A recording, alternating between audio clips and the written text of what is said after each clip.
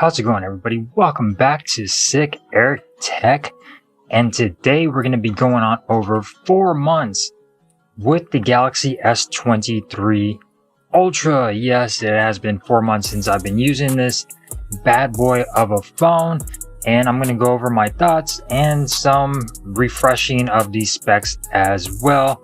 And like I said, this has been one of my favorite phones of the year. I absolutely love this device and I use it pretty much all the time. I find myself coming back to the Galaxy S23 Ultra, and I'm going to be talking about how this phone has lasted over 4 months that I have had this device. Now, I believe this device came out in February. I got it a little late just because of the deals, and they weren't there when this device came out. There were very poor trade-in deals, and then waited, and then those trade-ins actually went up a little bit, so then I was able to get this device. So very nice. Performance on here has been absolutely fantastic. So going on over a little bit of the build quality. So it is a big phone, as you can see right here. Definitely a chunker of a device. It's not that thick. It's actually quite nice and feeling in the hand, and about 6.43 inches from bottom to top, so a very tall phone. 3.7 inches wide, so it is a lot wider, and 0.35 inches thin. Still feels great in the hands just because these slight curves on the rear and the slight curve on the display. The display this time around is not as curved as it was on the Galaxy S22. Very minute curve going along the edges, so a lot of people might like that. I do not care. Definitely a heavy device, coming in at 8.25 ounces. You get Gorilla Glass Victus 2 on the front and on the back, so that's very nice. And I really don't have any scratches on here over this time, and I tend to rock my device without a case. No screen protector this entire time with this device, so I tend to baby my phones as well, and no big scratches on the front or on the back. Of course, I am rocking the D brand. Something dark skin on here goes really well with the black phone. As you can see right there, very nice to protect the back, and I've been rocking it without a case for a couple of days now. The IP68 dust and water resistance, the usual stuff on here. You do get your S Pen, which is I really don't use that much, mainly to write notes on the lock screen and things like that. But you got a whole bunch of different options to use your S Pen on here to write notes, Smart Select, screen write, and live messages and things like that. You can sign documents, draw, and all of that. And like I said, I really don't use it, but it's here if you want it. And if you don't want to use it, you could just tuck it away in a device and forget you even have an S Pen. So it's there if you want it. If you don't want it, just leave it alone. Now, the display on here has been great. This is one of the best displays you could get on a smartphone nowadays. It's big, it's boxy, looks like pretty much a mini flat screen TV in your hand. 6.8 inch dynamic AMOLED display with 120 Hz refresh rate, supports HDR10 plus, and can get all the way up to 1750 peak brightness on that nits. So very bright, beautiful, colorful display. Has a resolution of 1440 by 3088 with 500 pixels per inch, and this display is absolutely phenomenal. Samsung always kills it with their displays as far as the colors, the saturation. You also have other options on here if you want to go into display, and if you do not want all that saturation, you can switch it to natural if you want to do that, but I usually keep it at vivid, and you can adjust the white balance and things like that. You also get advanced settings for your RGB settings, and this display has been absolutely phenomenal. The motion smoothness on here, 120 Hz, has been really smooth on this display.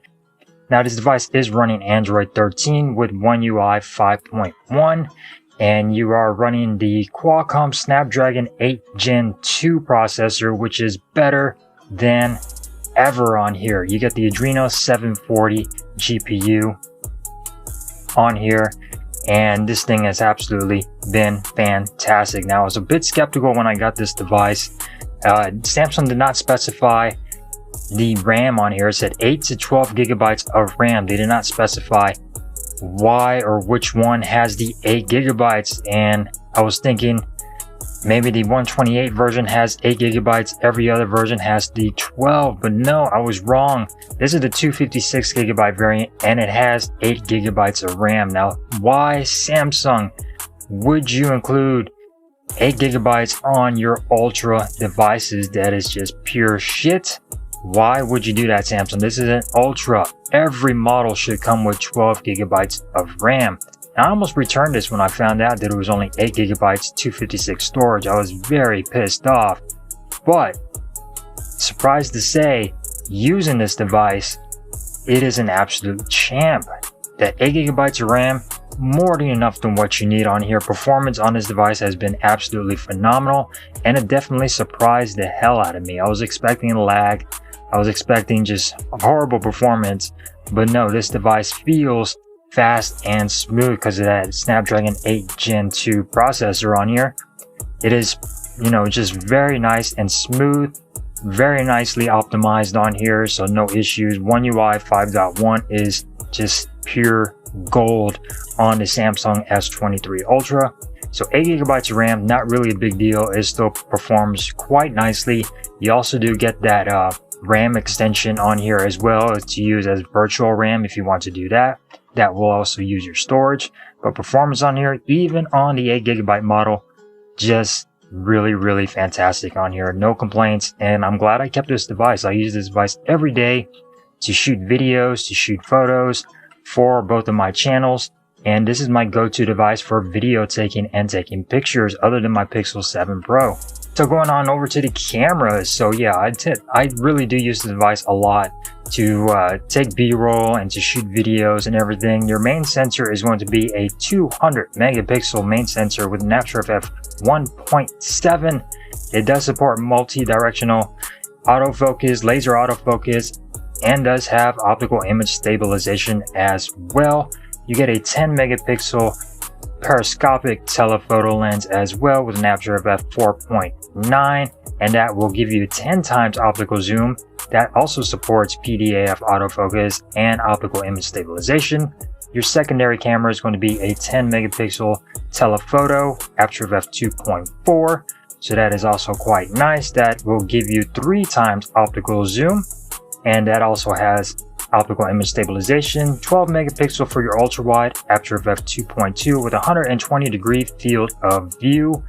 And your front facing camera is going to be a 12 megapixel front facing camera, aperture of f2.2 with PDAF autofocus as well.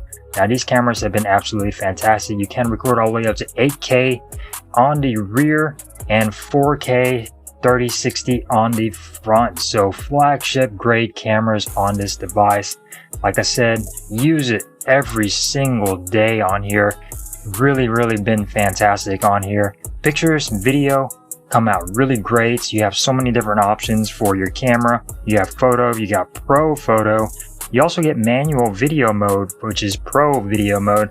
Allows you to change all the settings on here. You get night mode, portrait, and if you go into more, you also get a few more food, raw experts if you want to use that. And then use Adobe Lightroom to edit your photos. You can do that as well. Panorama, slow motion, super slow motion, hyperlapse, director's view, and single take on here. So a lot of different options for these cameras. They are very nicely optimized, and you got so many versatility when it comes down to zooming in. And this is definitely the phone to take with you if you were to go to a concert. This is the phone to take with that. It's just fantastic for the zooming in from far distances away. This phone is it. Beforehand was the Galaxy S22 Ultra that I used a lot to take to concerts, but now it's going to be the S23 Ultra. Now the stereo speakers on here have been really great. You get your bottom firing stereo speaker over here, top firing speaker on top, and you also get some Dolby Atmos action on here as well. That way you could tweak everything from auto, movie, music, and voice. So speakers on here sound absolutely fantastic. No surprise there. They are really good speakers. Now the fingerprint sensor on here is your ultrasonic fingerprint sensor. It is in a nice spot and it works really well. Facial recognition though, on the other hand, Works sometimes. As you can see, it's not picking up my face. There you go. In certain lighting conditions, the facial recognition does not want to work.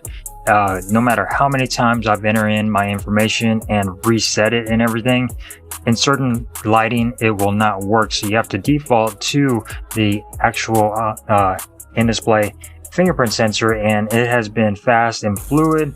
No issues with this ultrasonic fingerprint sensor. It's in a great spot right up here in a nice comfortable position. It's not too low, it's not too high.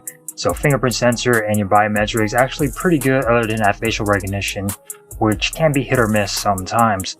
You get USB Type-C 3.2 on here, so definitely some fast speeds when transferring data to your computer and things like that using that USB port. Of course, you get all your other natural stuff on here. You get Samsung DeX, Samsung wireless DeX on here, so you can connect this to your TV and have this running like a little computer and use your TV as a monitor, which is also fantastic. You get your Samsung Pay as well. So everything else that you will find on your Samsung device is here.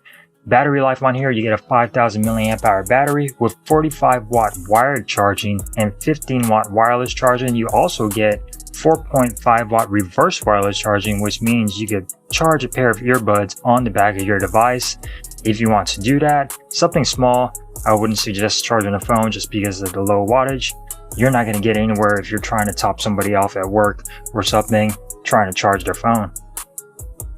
And battery life on here has been absolutely fantastic. This is definitely a full day device depending on what you're using it for. If you're recording video all day and playing games, this device will last you about a day, but you're definitely gonna have to charge it at night, so keep that in mind.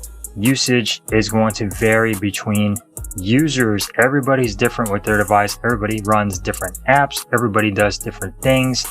I do not play games on here. I watch videos, I take pictures, I scroll on the internet and things like that. So battery life for me may differ from you, but battery life on here, absolutely fantastic. You do not get a charger in the box, so you're gonna have to find yourself a nice 45 watt charger or a 50 watt charger to get those fast charging speeds. So that is definitely a bummer. No charger is in the box. But battery life, definitely a full day, maybe a day and a half to 2 days, depending on your usage on here. And it's been great. Heating up on here, it does get warm from time to time when you're shooting a lot of video, but it's not a big deal. It still continues to truck along. It will not lag or anything. So performance, battery life, fantastic. Now this is the Phantom Black color. It also came in a green, cream, lavender, graphite, sky blue, lime, red, and those are all the exclusive colors. But as you can see, I do have a skin on here, so this is the Phantom Black color. Went ahead and kept it simple, a lot of different colors to choose from. And now may be a good time to pick up the Galaxy S23 Ultra, just because you can find some good deals on here with trade-ins. This device has gone down. You could probably pick this up for like $500 or less if you have a decent trade-in on Samsung's website or Best Buy and things like that. So if you're looking to buy one of these, now is the time. Prices have gone down from when it came out, and it's definitely a good buy. This is probably the best smartphone you could get that is not a foldable. This is perfect size, perfect performance. This is probably Samsung's best phone right now. Other than those damn foldable phones, they are just too expensive, and I think this is a nice flagship device to grab. It won't break the bank if you're able to get some good deals on here. Unlike a foldable where you have to sell a freaking kidney just to get one, this device will not set you back if you're able to find a good deal. So yeah, this has been the Samsung Galaxy S23 Ultra. 4 months later that I've been using this device, and I am absolutely loving it. So thank you guys for watching. If you enjoyed this video, give it a thumbs up. If you didn't, give it a thumbs down, and I will see you next time here on the channel. Peace.